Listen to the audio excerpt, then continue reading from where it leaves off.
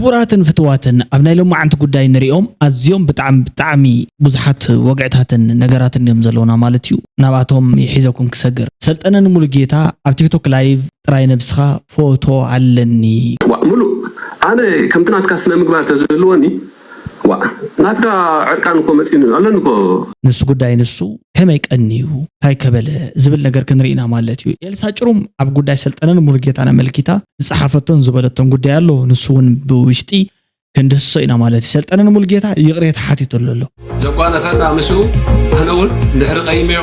بسوح بجينا سوري ليه مالتي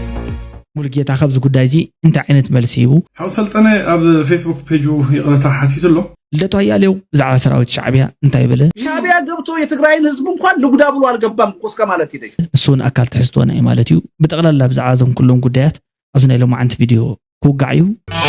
Welcome to Shitten Reacts 1.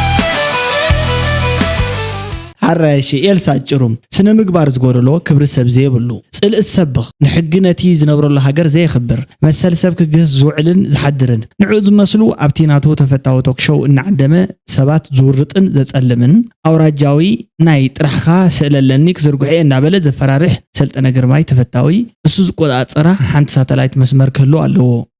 إيلو مسموغس غواسو ناي طعنا يكونن حنت channel نمقليلكا نت حنت channel نمتقلالن اب قصر كان متاو ዝተዓለመ ይመስል ምጥንቃቅ ከድሊ እዩ ዝኾነ ሰብ ሞያ ጋዜጠኛ ክብር ናይ ሰብ ዘለዎ መሰል ህዝብ ዝኽብር መሰልጠነ ክሰርሕን ሓደ ቻናል ክጥቀም ከጸግሞ እዩ ሰልጠነን ተፈታው ቶክ ሾው ከም በትሪ መቀጥቀጥን መጸለልን መخصصን ዘይፎቶም ሰባት ዘይፎቶም ጉጅለ ዘይፎቶም አውራጃታትን ዘይፎቶ ሃይማኖታትን እዩ ዝጥቀመሉ ኤልሳ ጭሩም 11 ለካቲት ጸሐፎቶ ወረቀት እዩ ማለት እዩ ሕጂ ኤልሳ ጭሩም ንባዕላ ኣብዚ ጉዳይ እዚ ክሪአት ኣለኹ ማለት እዩ አንጻር ሰልጠነ ንክትከውን ኢላ ካብ ጸሐፎቶም በር ቀድዕና ሰልጠነ ኩሉ ሰብ ዝፈልጦ እዩ ማለት እዩ ኣብዚ ተፈታው ቶክ ሾው ሚዲያ ድማ ብዙሓት ሰባት ሓሳብኩም ክትገልጹ ትኽእሉ ከም ዝኾንኩም ርግጸኛ እየ ሰልጠነ ነዚ ጉዳይ እዚ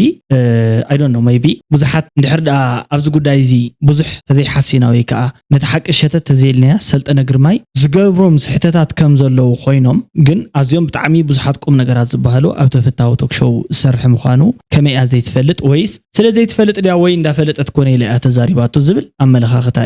ናይ ባዕለይ ዘለና ማለት እዩ ቅድሚ ሕጂ ተቓላሲት እያ ዓሳኺኢላ ትፍለጥ ናይ ባዕላ ዝኾነ ቃልሲ ዘካየደት ብዙሕ ነገራት ዝገበረትን ጸሓፈትን ሰበይቲ እያ ከኖቢል እያ ምስ ሰልጠነ በቃ ተታሒዛ ዘላ ማለት እዩ ሰልጠነ መልሲ ይወሉሉ ዋት ይትካአክል ኣይትወክል ከተናኸሲ እንደኻ ሓሲብካ ክተባእሲ ባይዞ ወይ ሰቅራ ዘይኮነት ዋላ ካልኦታት ማንውን ማለት እዩ ስለዝረአናክን በቃ ናይቲ ሓደ ፕሮፋይል ዝባሲ ከም ሳፖርተር ወይ ሓለይቲ ክመስላ ዘይኮት ناتني شطارة خسيا دموز مزنع عن جوا ناي ما نمت حالي تغلاني خل صبوق ما سده يلو كنا بزياب نورمال زقوانا فانا مسو هنقول نحرق أي ميو بسوح بجينا سوري ليه مالت حوصلت أنا أب فيسبوك بيجو يغلطها حتيت له أب قالسي بحرياوي تلقاجو كيركا خيركا خام عراق هذا يترفيو سلازي أبي يغلطها بتصحون زلو أي مثلاً كلتنا تبعها هي لنا أبزقن كنت صور زلوا في لايك أزمن أسي مالسي زخونا نقدر كتقبر كلها سب كم زتنكف كم سمو عمر دا تصبوي ما نمسب قبل العلم ما نمسب على سايق الخون أي خلني حسب كا كل سبب بزخولو عقمو واجاز خفلو له غالسي تحدى وانا تحدى زي وانا تحدى وسان تحدى زي وسان قال اسفاي حسبني خونوني كلني بحجي أتي حزبن هاجرن ذا سكمنا حلافنا تابز قالسي خبير سلزغنا عابس سلزغنا كلنا بزحبرنا كلنا إدنا بزحوسنا كالطفنا سليتنا نوعدنا هم نملس التعرات رايكونا نوعون مقبار دما كل سب تتنكيغو تخبابيرو تنابيبو سرحن كالسنا له الذي أبز قد دايزي بخمسي تفاتحو فيول تزفاير زبهال ነገር ተዘይ ኮይኑ ዞም ሰባት ክልቲኦም ጸገማቶም ብልዝብ ወይ ከዓ ብምርድዳኦም ፈትሖም ማለት እዩ ካብዚ ንላዕሊ ዝበልጽ ነገር ውን የለን ከምዚ ስልጡን ዝኾነ ዓይነት ተሓሳስባውን ወኒኖም ትማል ሕጃነ ታቆም ቆልዑም ገለገለ ኢለ ነረ ማለት እዩ ሰባት ከም ሓሳቦም ንኽዛረቡ ክፍቀደሎም ከም ዘለውን ያነ ተዛሪበ ነረ ማለት እዩ ንሪኦ ዘለና ሰብ ሓሳቡን ክዛረብ ንሕር ፈቂድካ ዛስ ዲሞክራሲ እዩ እዚ ጽቡቕ ነገር እዩ ጽቡቕ ካይዳ እዩ ይቅርታ ምትሕታት ካኒ ዓበይቲ ማለት ያው እዚ ምጉሃር ዘለ ነገር አይኮነን ፐርሰናል ቢዝነስ ነገር አትየም ነሮም ይቅርታ ሓተም ለለው ወቃ ተወድ ኣብዚ ትሪዎ ዘለኹም ቪዲዮ ድማ ማለት እዩ ኣቀባብላ ክፍሎም ከፋሊ ብውቅያኖስ ጉዕሽ ዝተዳለወ ኣቀባብላ እዩ ማለት እዩ ውቅያኖስ ጉዕሽ ከምቲ ኩልኩም ትፈልጥዎ ፈታዊ ሕዋቱ ፈታዊ ኣሓቱ ኤርትራውያን ማለት እዩ ኩሉ ግዜ እውን ዋላ ፕራንኪሎም ዋላ ገሌሎም ማለት እዩ ዋላ ፀሪፎሞ ዋላ ምስኦም ይስራሕ ኢሎሞ ድምብርጭ ዘይበሎ ንሕዋቱ ዝፈተወ ሰብ እዩ ማለት እዩ ውቅያኖስ ጉዕሽ ብጣዕሚ يغنيلنا حتقولوا زقباء سب مالتيو بتعمي دس بليو كم زي خاء بحونة نسنت بباوي انت قبلوا تلو رأيو مالتيو تاخبروت كفلوم نعم نتبع سلمون باير تسفاي تريقو زلوخو مالت تسفاي اللي فايز بهال زي يقال حقر السب زوم كارتون تريقو زلوخو مالتيو بتعمي لجند زخونو دمس او يعني مالتيو ويكا أبعد ناسي لجند سيلنا نتصوعهم فلوتات دمس او يعني مالتيو جن نحوم كساب كندي زأكل مالتيو عوي وانت يكون كابت زقبرون اللي على مالتيو عوي ويكون برقص جن تحكي كان ساب كتقبل كم زلك زنقر بحلا حبيشة زي مالتيو يو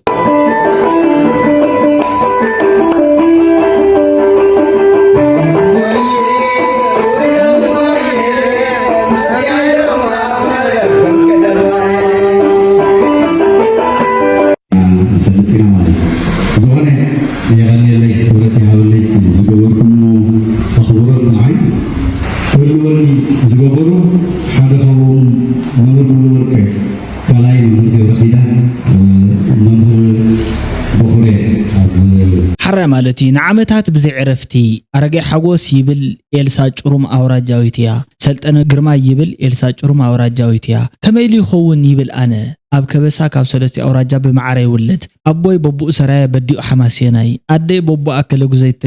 جزيتي بدي حماسينيتي أرجع حقوس ببون بديون أكل جزاي سلطنة جرما ببون بديون أكل جزاي وما أنا دا أكاب سرايا أكل جزاين حماسين بمعركة كابتولدكو كما يلي أوراجاوي زغونكو ناتس نحماتها زبلو كمزي مساقات أموميو ناتس نحماتها زبلو مالتي كندا عبركتو نابزق ألسي نفتحن حرنتن كلام مخصص مسانو أوراجاويت كبلو سب أصميمهم أمو أزوم كلت قند أوراجاويان عنك افتقال سنزق على سوق صرفون قصل من زعلو الصم خانم من مو يسحتو إلى إلسا جروم 10 تشعة لكاتي صحيفة مالتي إلسا جروم ملسي أهيبا زلابز قدايزي مالتي بزخونه قدم كبل نافتاز نبرت فيديون مزي أدمر بيلخ نقرأك مالتيو حافتيناتي أبزي أوراجاونت نسود أكل نساقوال حماسي نسود تقراي نسود سنعفة نسود عقامة نسود شراء نسود راياناتل سبي موتالو سبي دنقص آلو سب بقى نبكالي نقري غيرالو تردي كدي حجي كمو داخونا بزخدا قصري نحنا انتاي داخونا خوينا مسيلكي دا مهمنا دا قودلنا دا قنسنا دا دخمنا انا خيدنا سب انتاي كقبر كخلالو حجي خوص سخنتو خوينو فقر طرحي انت مقيل كايو زبزح لهم نيل ابراهام افورك ابدرفوم كالي نقر شخميو شخم انت مقيل كايو ونخالو سباتي قال لك فقر انت مقيل كايو بازحالك إزبال فقري كم زيجرنا خن مقل كنكلا لنا نسبات مالتيو سلطنا خونا نسخو خونكي كلهم مالتيو أبزي عودة قالسي ما نمسوي فلتقوم يحجل أنا قاس تمالي مسي أبز ميديا بزح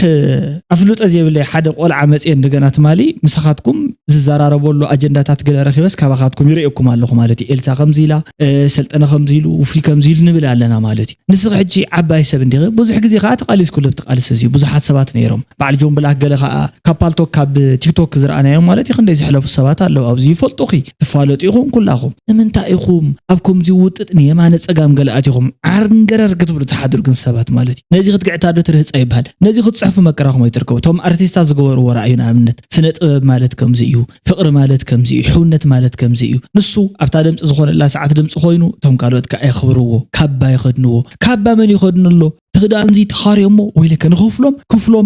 كفلوم دو خمزي خندزي تأمر دقيري خمس أدقري أمو خم عميري أمو خمو كيكونن كل سب ندحردا بعين سبعك إن كاش انت بيت أتيوز ولا حنت نجر زتفلي جرما موجس يقولن سرحو جن يزارب شوم لعلم مقابر زبهال أزراربا ويك أمثلا ندحردا ريخ مخوينكم كوم يزبل مالتيو بمحارنا ونكو خالي أبهالالو كسب سم يشتال شوم كاسي كابسب حلا على حوقتي غاوي يشتت نوح عمتاتي تصنح مالتيو سلازي اتتقبر كايو نجر كلهم قدم صوع سبات كمزي بلا ويتأجل خمزي ولو زبهال مالتيو قنع بقنع انه اكوي كأب اكوي مالتي صوعيهم اب حانتي بوتاسي كلت سبات كل غزي نصوعينا بيتروس تيلنا يهودا نبلنا مالت نمنتاي دي تصبق بحماق بحماقو يصوعيو نحنا مسموتنا جن بحماق شوبنا خلعل وي كادقنا خسمعوا وين دلمش تصبق اسك نسرح كمزينا امنت كنركب رهوا بحتا قال زبهال نغرات مالتي زاسواي كأنا ادهو غير اب سلاماو منقدتا تنسرح زياتهم كلهم حماقاتيهم عليت مالت ምምላኽ ጣዖት ማለት እዩ ምኽንያቱ ንስኻ ሰብ ዓሌትካ የድሕነኒ ኢልካ ኢኻ ዲፔንደንት ትኸውን ዘለኻ ማለት እዩ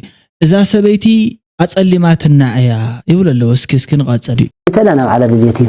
ብናይ እምነት ተኾይነ ግን ለክሱም ለኽድ ነጥብ የብለ ለክሱም ለኽዶ ነጥብ خالي ነገር ተሃልዩ ለክሱም ትኸትል ያ መሰረት ስለ ጥምቀት ሲ ኩልና አብያተ ክርስቲያናት ናይ ጥምቀት ችግር የብለን ብስሩ ግን አማጻጹ ዘካይዳ እዚ ሽርሒት ተመለ ወይ ደማ ናይ ጸገም ስለለለዎ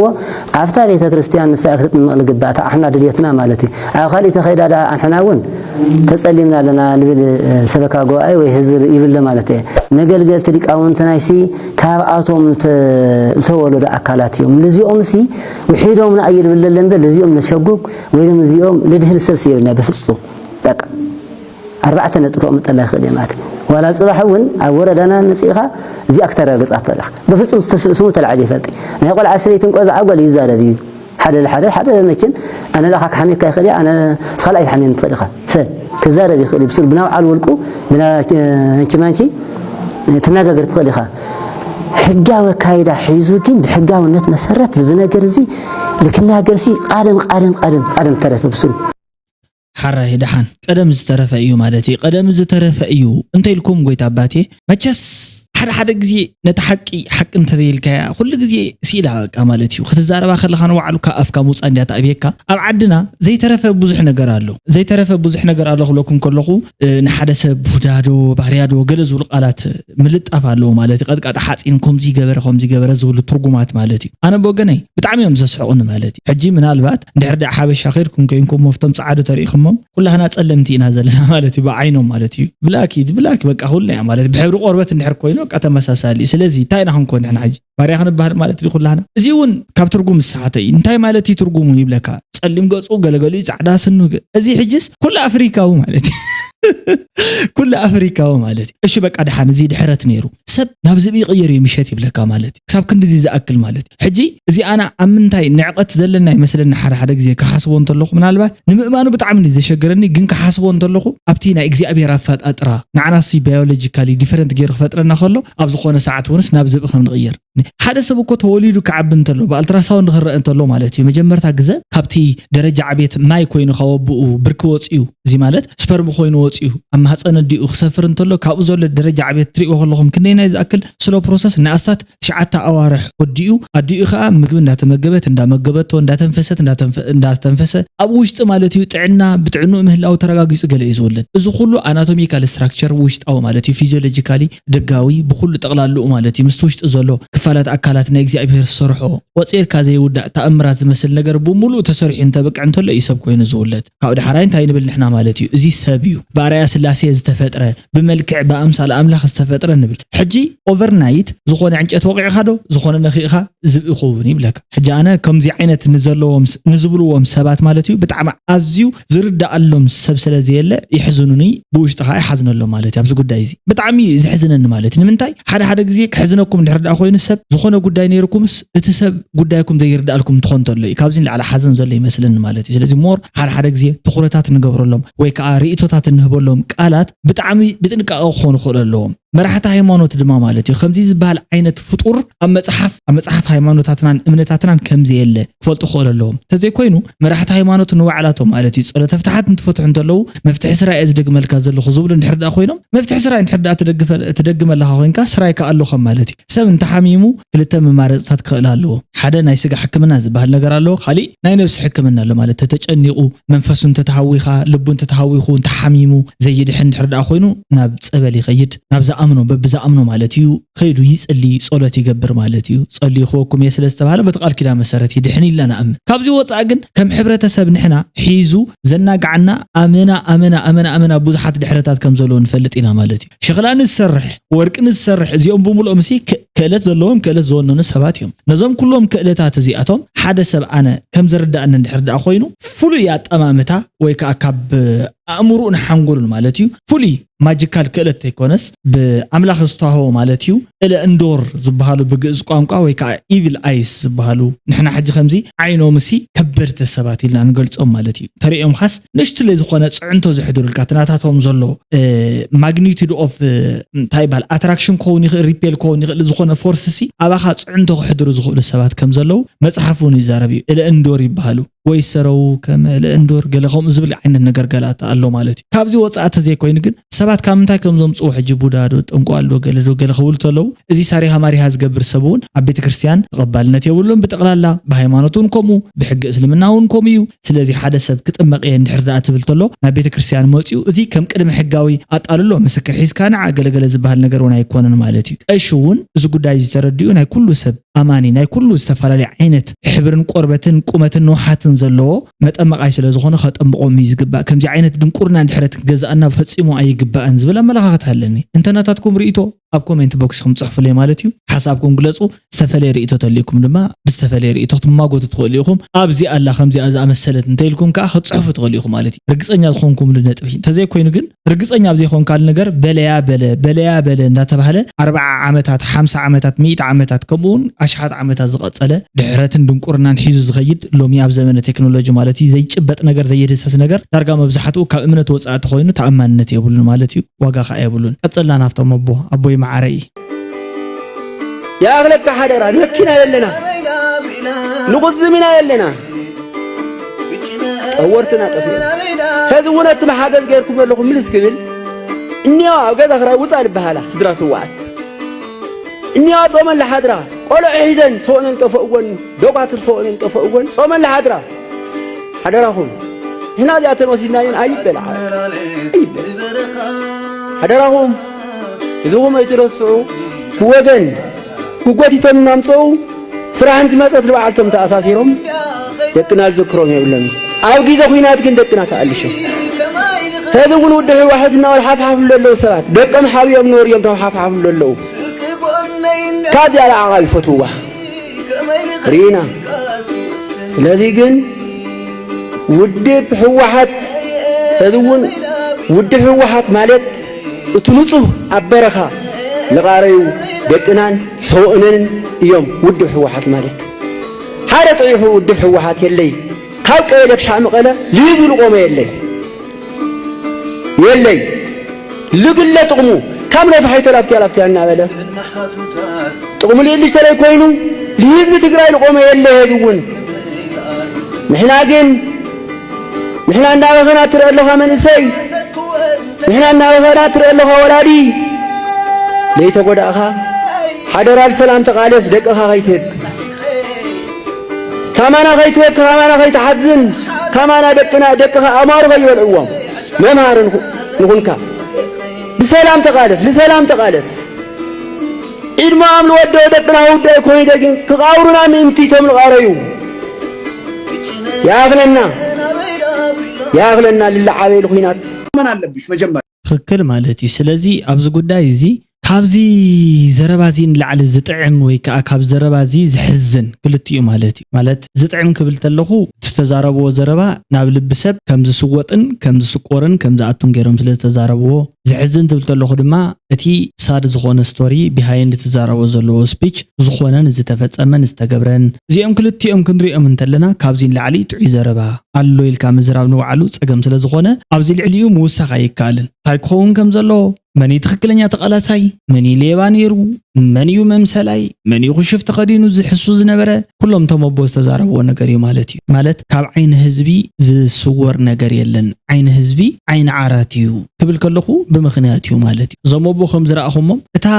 ሓቃ እሶም ከያዲኦም ዓብይኦም ሓቃ ኮፍ ቢሎም ተዛሪቦም ወሰባት ብዙሕዮም ዝብሉ ማለት እዩ ንጅግንነት ንኻሊ ንታሪኽ ወዘተ ዝበሃል ነገር ኣብቲ ናይለም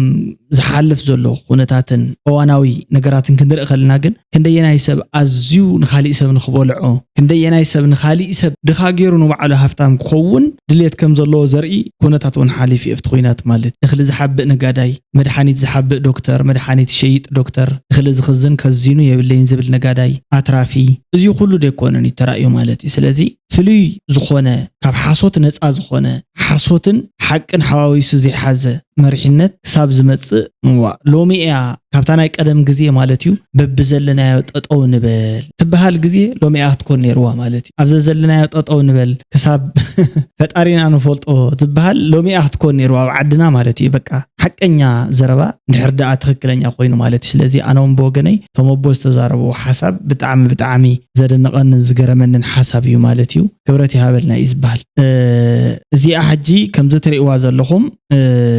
ብዙሓት ሰባት ተኣሚሎም ዘለው ኣብ ጓላ ይብፅሓያ ኣብ ገለገለ የሚሎም ነታብ ዘላ ማለት እዩ መስከረም ኣበራ እትበሃል ዶክተር እያ ትብል ማለት እዩ ምህርቲ እያ ትብል እስኪ ንስማዓዮም ክልቲኦም መኽልቲኦም ስማዓዮም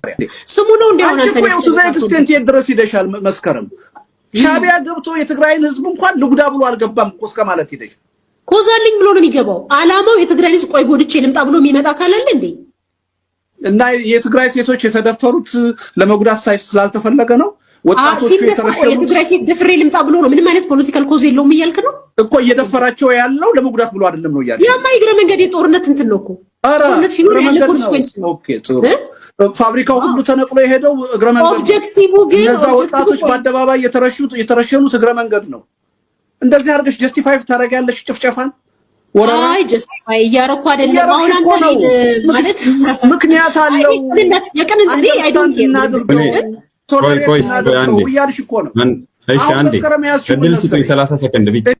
ሓደ ግዜ ሕጂ ዛ ሰበይት እዚ ኣብ ጽልእን ይስልዕውር ዝበለት ሰበያ ማለት እዩ ኢላ ከውዘለኒ ጀስቲፊኬሽን ኣለኒ ዶ ሎጂክ ኣለኒ ገሌለ ኣትዛረብ ኮስ ስለ ዘለዎ እዩ ትኹይናት ምኽንያት ስለ ዘለዎስ እዩ መጽኡ ኮስ ስለ ዘለዎ ማለት መልዓል ጠንቅ ስለ ዘለዎ እዩ መጽኡ ሰባት ቀቲሉ ሰላማውያን ሰባት ጨብጭፉ ደቀንስቲ ዓመጹ ገለገለ ዝበሃል ዘረባታት ያትዛረብ ማለት እዩ ንስኻ ኤኒ ኮዝ ዋላ ይኹን ኮዝ ይሃሉ ብዘይ ገድስ ሕግ ዓለም ጥሒስካያ ዝበለካ ነገር እንድሕር ዳ ጌርካ ኮዝ ስለ ዘለካ ኢኻ ሰብ ቀቲልካ ምንዳድ እኮ ዓርስ ኢልካ ኮዝ ሰብ ንኽትቀትል ግን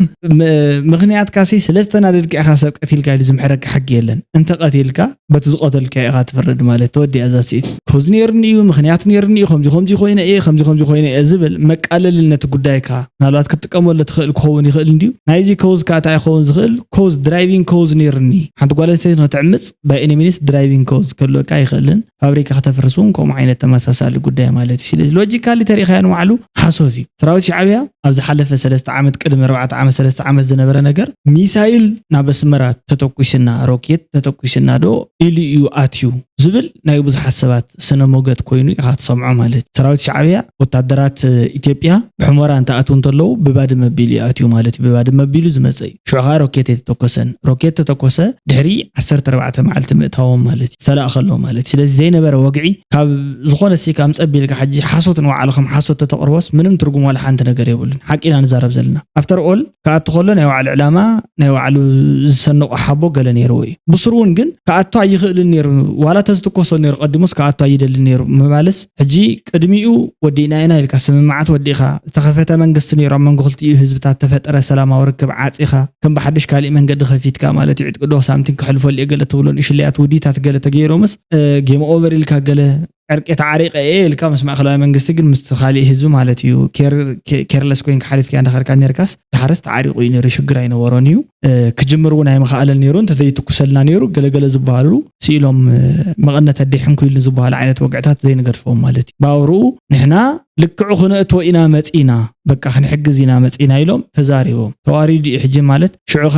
ማኖን ኪእሞ ማኖን ኺ እንዲዩ ትማኖ ዝነኻኣሉ ጉዳይ ክሕተት እንተለዎ ሕጂ እውን ከም ዝበሎ ውፊ ማለት እዩ ዋላ ሎሚ እንተዘይኮይን ካሊእ ግዜ ወንጀል ስለ ዝኾነ ዝሕት ነገር እዩ እዚ ድማ ምስ ጠቕላላ ህዝቢ ኤርትራ ዋላ ሓንቲ ምትሓዝ ዘለዎ ነገር ኣይኮነን እቶም ኣካላት ከምዚ ዓይነት ዝገበሩ ኣብ ትግራይ ክህሉ ይኽእሉ እዮም እቶም ዝተኮሱ ኢንክሉዲንግ ማለት ኢና ኣስመራውን ተተኪሶም ዝሕትት ስለ ዝኾነ ንሱውን ክሕተትሉ እዮም ማለት እዩ ስለዚ መጫበጥያ ጌርካሲ ተሓቲትካ ንባዕልካ ትምልሰሉ መልስኻ ዳኢኻ ተዳሉ እምበር ዘይኮነ ሓሶት ፈጢርካ ሲልካ ቅዱስ እዩ ነይሩ ዘበልካ ዋጋ ይህልዎን ዝብል ርእይቶ ኣለኒ ማለት እዩ ለዋም ቅነ ይኹነልካትኩም ቻው ጉድ ላይት ንሕና ሕድርታ ሓዋት ዘይማንስቱ እዩ